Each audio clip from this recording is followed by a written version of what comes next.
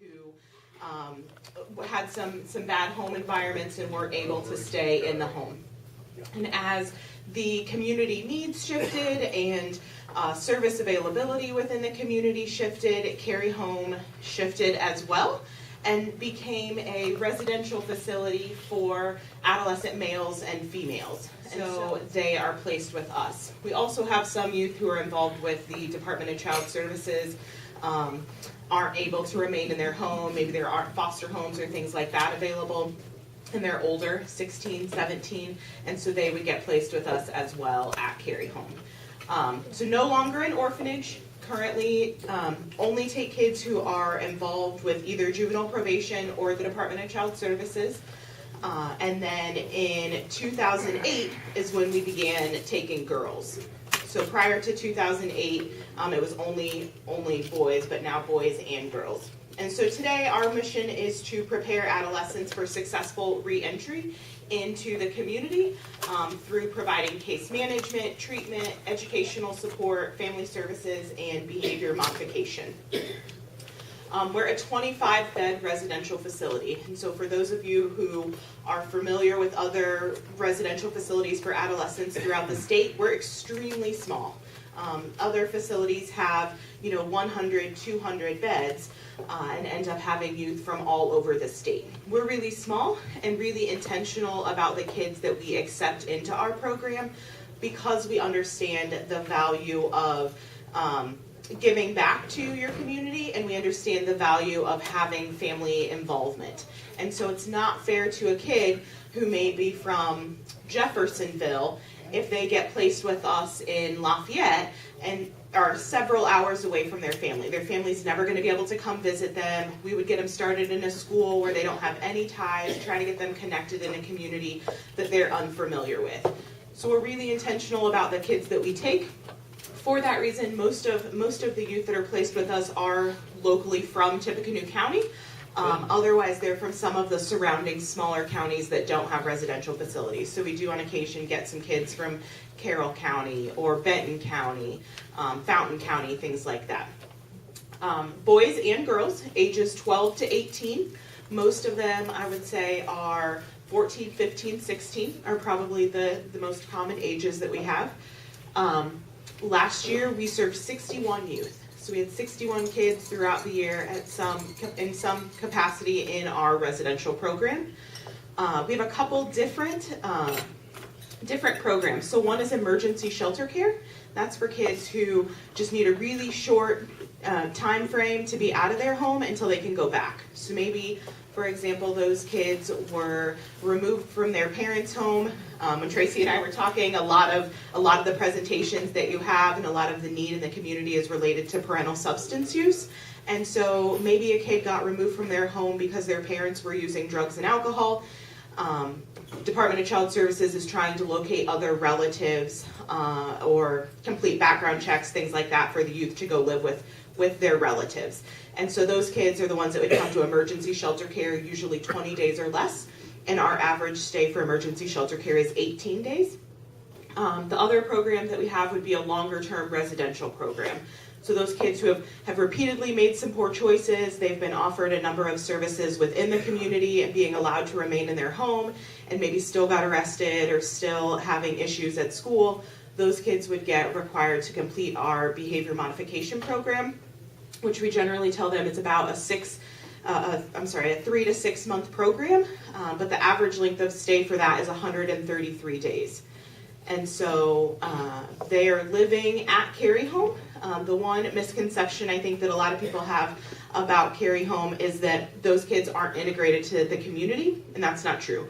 We do not have an on-ground school, so every resident that we have at Cary Home is maintaining in their home school, and we will transport them daily if that's to Jeff High School or Harrison or McCutcheon or any of the middle schools. We're getting them into their home school.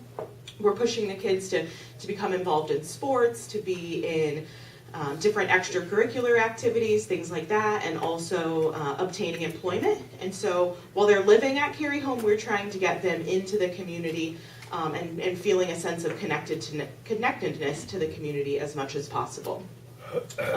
Education is a really big focus for us, and so 100% of the residents that we had last year at Cary Home were in some type of educational setting at the time of discharge, which we think is important. Tippecanoe County Youth Services is really the umbrella with several different programs under that. So Cary Home is the residential, that's the most restrictive program. Another program that we have is day reporting, and so these kids live at home with their parents, but then report to Cary Home after school to work on accomplishing a variety of goals that are ordered by the court. So some kids may come to us after school to get help with their education.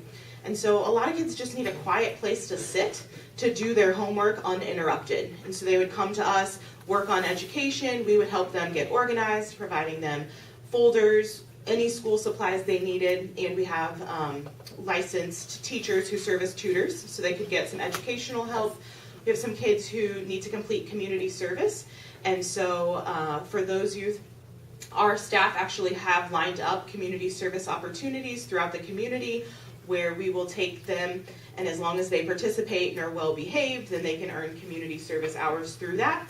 We partner a lot and are excited to start something in the next couple of weeks with Audrey at the Salvation Army. So we're going to take a group of students to the Salvation Army, try to do some community service opportunities, and just learn about things that they wouldn't know about. Most recently, they've been doing archery, and so tons of kids have never even heard of archery, and so giving them that experience is really cool.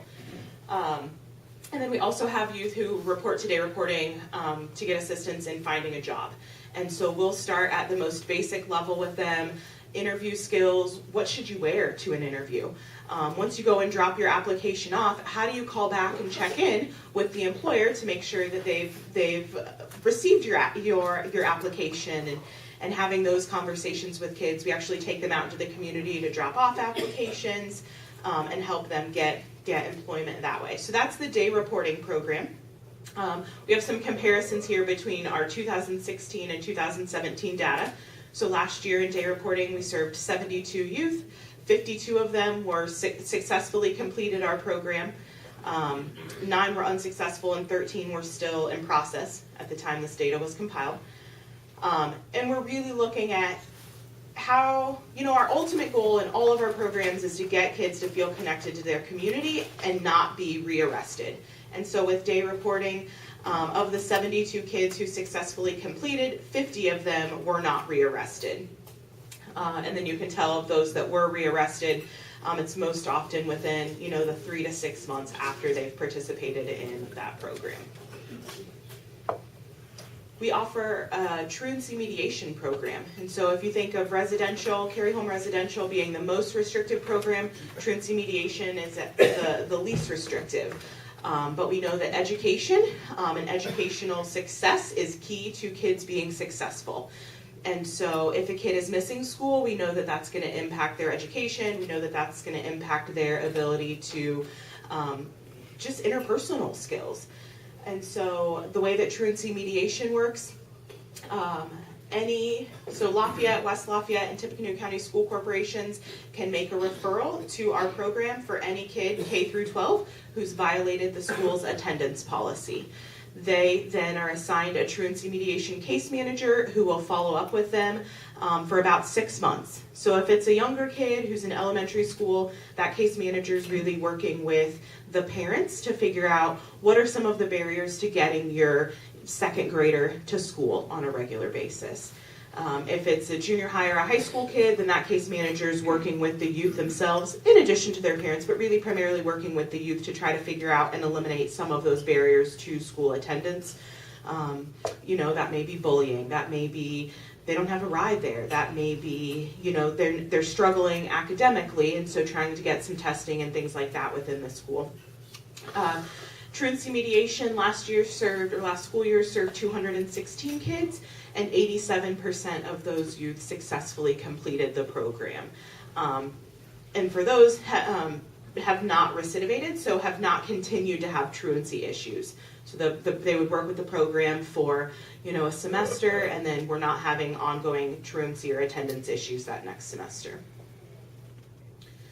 We also offer a number of evidence-based groups, so kids that are living at home with their parents come to Cary Home just for these specific groups that they've been court-ordered to participate in. Aggression replacement training is an anger management group. Substance youth treatment is focused on substance use. Girls Circle is a group that focuses on self-esteem for young ladies. And then Let's Talk is a runaway prevention group. And so really educating kids on the dangers of running away, in addition to providing them some other social skills.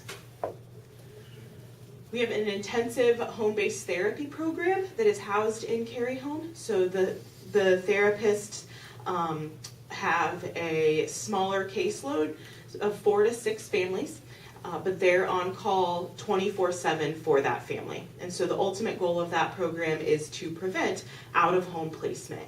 And so if there's some kind of family dispute going on, the hope is that the family will reach out to the therapist in that moment of crisis for assistance instead of calling the police. Obviously, we don't want anybody to be in a dangerous situation, and so if it's at that point, we encourage them to call the police. But sometimes if there's just some family disputes, we want to work with that family in the moment on how to resolve that.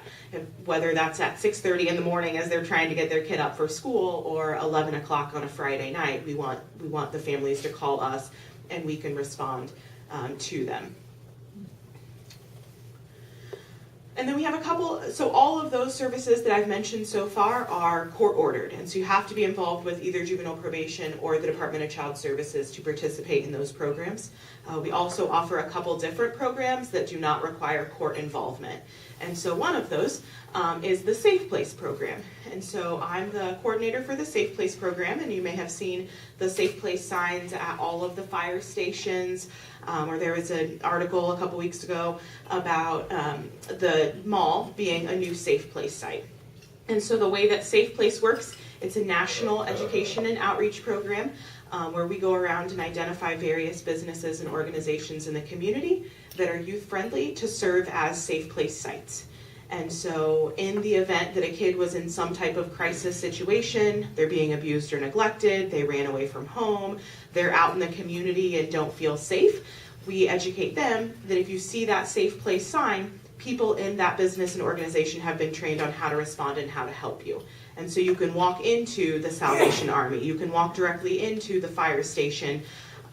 They'll get you set up in a safe area, try to help figure out what the problem is, and then we have folks who serve on call 24/7 that would respond and go to that Safe Place site to assist the youth in whatever the crisis is. And so our goal with that program really is to try to prevent families from getting involved with the Department of Child Services or getting involved with juvenile probation, but get them connected with any needed services or resources that may be beneficial to that youth or family.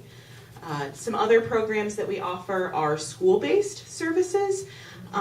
We are in the process of starting a teen court program with Tecumseh Junior High School, and so trying to come up with some creative discipline versus detentions or suspensions or expulsions or having kids arrested at school. And so it's a really innovative program that is student driven. And so we go in and we're